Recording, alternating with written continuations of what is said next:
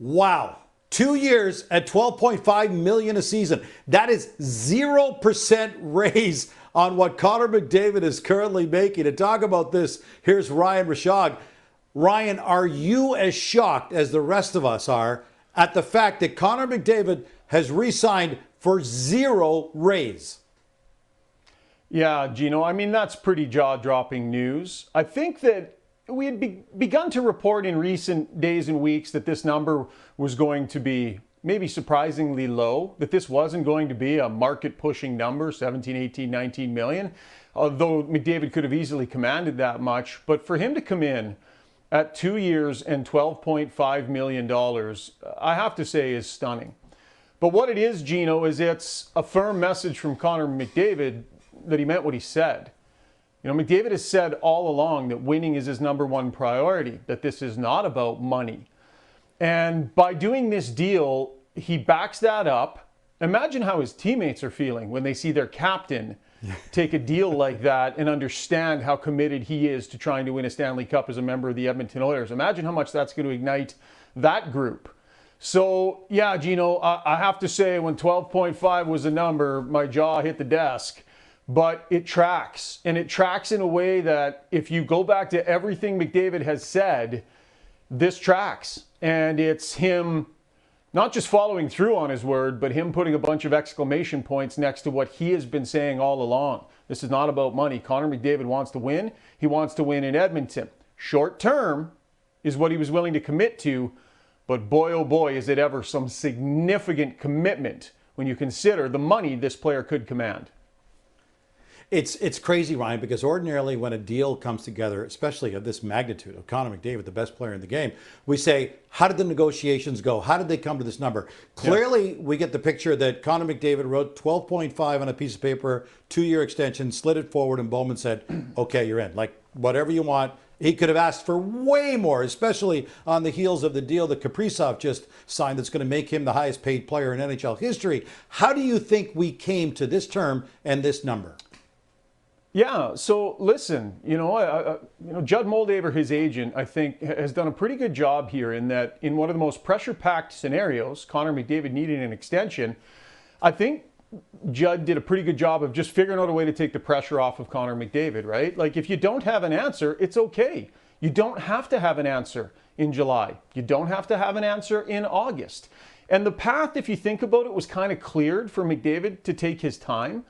And yes, there was some outside noise, right? The media, the fans, all that stuff. But really, how much did that have to affect his teammates? How much did that have to affect what was really going on in the room? And I think they did a good job just giving McDavid the space that he needed to get to where he needed to be to make this decision. And clearly this would be something that a player of McDavid's caliber in the game and place in the game would wrestle with, trying to figure out what the right thing to do is. So as of yesterday, this was still undecided. This went late last night, and really it was Monday morning when negotiations fired up and the deal got done between agent Judd Moldaver and Stan Bowman, Jeff Jackson, and the Edmonton Oilers. So this, I mean, we've been saying all along, could be 50-50, could go either way. Gino, it was that way up until very recently, and McDavid made up his mind, and the green light was given this morning early, and next thing you know, we got 2 times 12.5 on the table here. So they did a pretty good job of giving McDavid the space he needed to make this decision.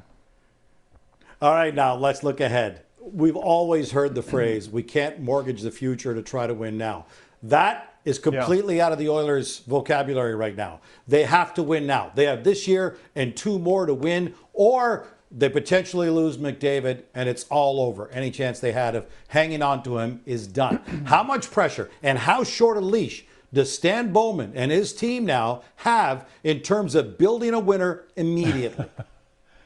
Yeah, well, I mean, look, he didn't sign on for 8 years. He wasn't willing to, put that number of years in the deal, and clearly there's a reason for it. This player wants to win.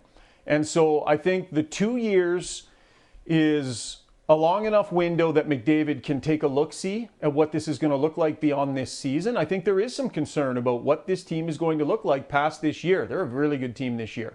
And I think they've got a really good shot this year, but everybody gets a year older, right? They don't have a lot of really rock-solid young players signed to long-term deals coming in, right? The future's somewhat in question. So this deal signifies that McDavid has a certain amount of confidence in where things are at, but not that long-term confidence. And now it's Jeff Jackson, Stan Bowman's job to put pieces in place to give McDavid that long-term confidence. I don't know if it's as simple as win a Stanley Cup where he's gone. I don't know the answer to that, but what I would say is that they need to put the pieces in place to make McDavid truly believe that this is a team that can compete long-term here in Edmonton. And clearly in this moment, he wasn't quite there yet. So, Gino, I think this team regressed last season. I think two of their best young players walked out, right? Philip Broberg and Dylan Holloway, two big pieces of the future. And when you're a star player trying to decide, how do I feel about the future of this organization and the direction that it's heading in, you analyze all these things. They could not have been happy about losing two pieces of the future like that. It was regression last season, and I think the message here is that there's no room for regression. This team needs to keep moving forward. They need to keep getting better. That's obvious. Stan Bowman knows that. Jeff Jackson knows that. McDavid is the one thing you'll not be able to say about McDavid, whether he stays here long term or not. You're not going to be able to say that he didn't do everything in his power to try and give this organization a chance to win. Not with this deal.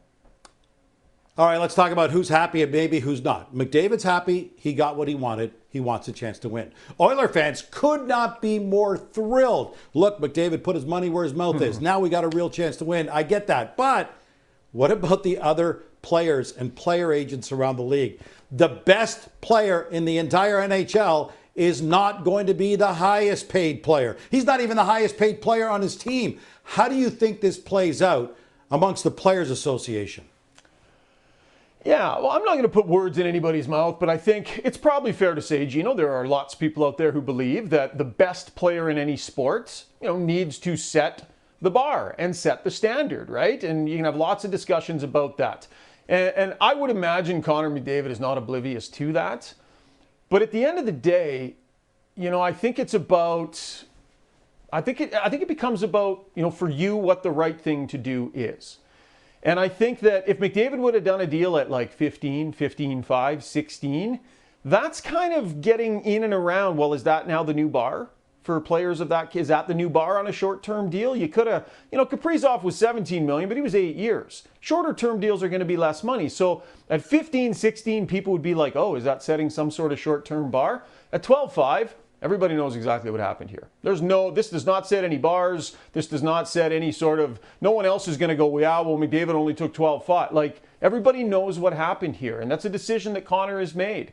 He wants to win here. He put his money where his mouth was. He took a deal. Everybody knows exactly why he took this deal and what the score is. So, in a way, he didn't muddy the waters in terms of where the bar is in the league, because everybody knows what this is about. Fair enough. Listen, McDavid is ultimately going to get paid in his next contract. No doubt about that. But what he's concerned about right now is trying to win. And he has proven that very publicly.